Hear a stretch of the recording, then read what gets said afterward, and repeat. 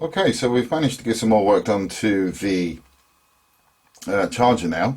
We've got the gloss coat on there, and as you can see, that's starting to look quite shiny now. You can see the light being reflected around in that quite nicely. I've also got some aluminium paint in the side lights as well. So hopefully what I'm going to do with those, if that works out well enough, I'm going to put the Tamiya clear red on the back and the clear orange on the front, and hopefully that should help to simulate the lenses. I'm not sure whether this is going to be picked up on camera or not, but I've put the door locks on there in the aluminium to try and simulate the silver, and I also need to do the same with the door handles, and I also need to do the same around the windows for the trim and also the rear one. I'm also going to try and get some mirror paper if I can and put that in the back for the lights. Hopefully that might show up a little bit better for the lights once that's in, or I might just do them silver. I'm not sure yet, it depends. I'll just have a little look and see where we are on that. One of the other things that we've also got done is the interior tub. Now, to be quite honest, this does actually lack quite a bit of detail. It's not been very easy to work with, but you can see the seat belts that we've got in there. I've also got the buckles painted silver as well. But the fit on this isn't that good, to be honest, and the detail, or the lack of detail on this is, you know, well, dare I say more. We've also got the engine sorted as well, and we've got, I'm not sure what that is, but I just decided to paint that blue. We've got the distributor cap on there as well in red, and we've also got the fan in there, and I think that is meant to be the starter motor down there, so I've done that in black. We've got the valve covers, I think they are, and we've got the dual carb set up on the top there as well, so that's starting to look really good. I'm quite happy with the progress on that. We've also managed to do the battery as well.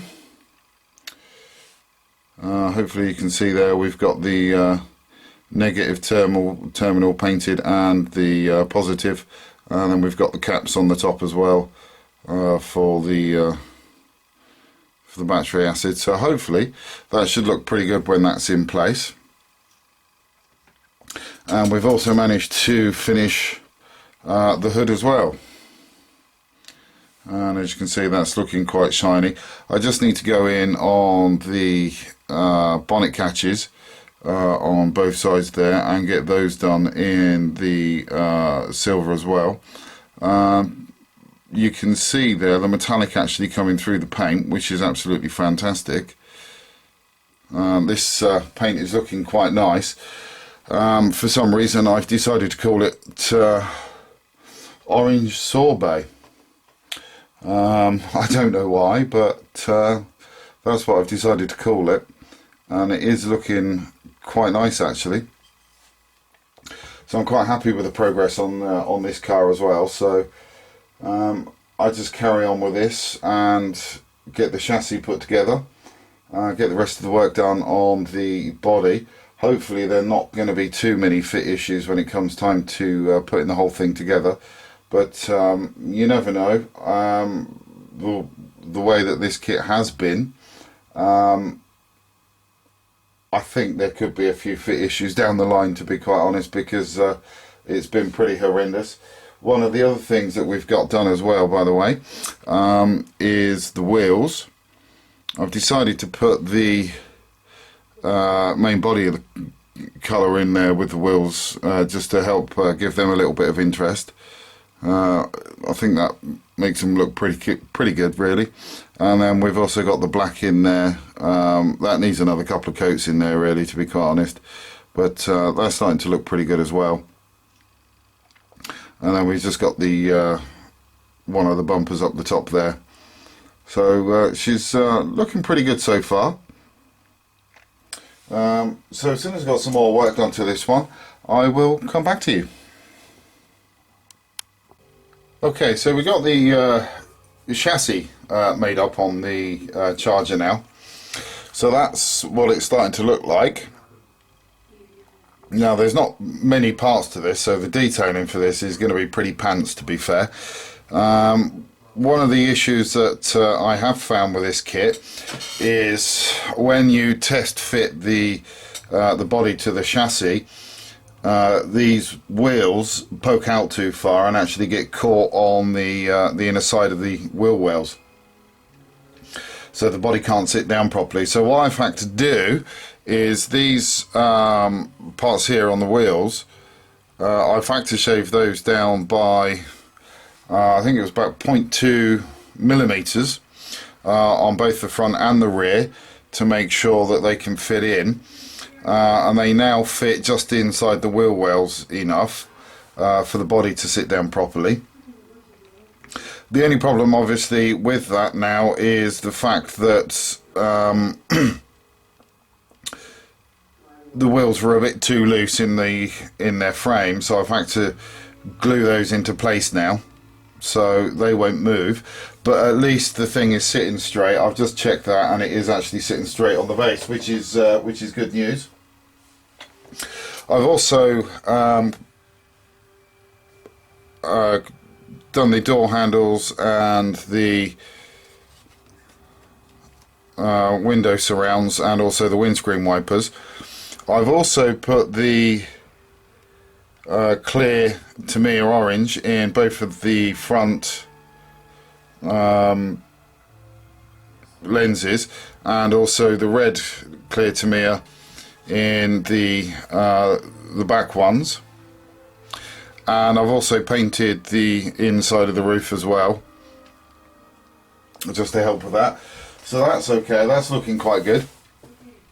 So all I really need to do now is just continue getting the engine in, and a few other bits and pieces that need to be put in, and once they're in, that'll be the chassis completely buttoned up. So as soon as I've got some more work done to this, I will come back to you. So we've managed to finish building the Dodge Charger now. As you can remember, I did say that I wasn't going to bother putting the decals on there, and I think that's actually the right call, to be quite honest. I think the car looks a lot better without the decals than it would do if it had them on there. If it was the 1/16 scale version, then yes, I would actually do a proper General Lee job on that, but with this one, I didn't think it was worth it, and considering the issues that we had with the quality of the construction of this car, is just, it just didn't really make it worth it, to be quite honest. I have spent a bit of time mucking about trying to get things to fit properly, and in some areas I've succeeded, and in some areas I've just let it be. But apart from that, I mean, it's not a bad kit really, to be quite honest. I do like it. I think it's the colour on this actually that sets it off for me. I mean, you can see the metallic paint popping through on that, which is really good. We've also got the orange metallic in the centres of the wheels as well, and then we've got the orange in the clear orange in the indicators at the in the lights at the front there, and we've also got the red on the back there, and that's what it's looking like from the front end. And then if we turn it around, that's what she's looking like from the back end. I had to put the little registration plate on there. That was to begin with chrome, but I've just sanded that down. The reason why I've had to put that on is mainly because they cheated and they left a little bit of a gap there in the plastic. I'm not sure whether that's, yeah, you can just about see it there in the middle. Why they decided that they were going to do that, I have no idea. But you know, hey ho, that's just the way it goes, I guess. But you can't really see any of the stippling, the mold injection marks in the on the cockpit floor there anymore, which is great. And I think you can just about see the seat belts on the seats, so it's not looking too bad. And I've also smoked out the rear window as well, using the Tamiya smoke. I didn't do it too heavily, but it does actually look darker on the camera than it is in person, but you can still see the seats through the back there. So that's this car built. The quality of the build, really, I mean, as quite a few of you guys out there already know, and a few of you mentioning it as well to me. The build quality of this car is absolutely rubbish. It really is absolutely atrocious. I mean, to be quite honest, if it was my company, if MPC was my company, I would be embarrassed to actually put a model out like that on the market, you know, and then charge people the kind of sums of money that they are charging for it. It really is terrible, and they should be doing better than that, really, to be quite honest. If Revell can make a good car kit and charge a reasonable sum for it, I don't see why MPC can't either. But there you go. As far as I'm aware, there is actually a new model that's got brand new tooling out. Whether that's actually going to be any better than this one, who knows?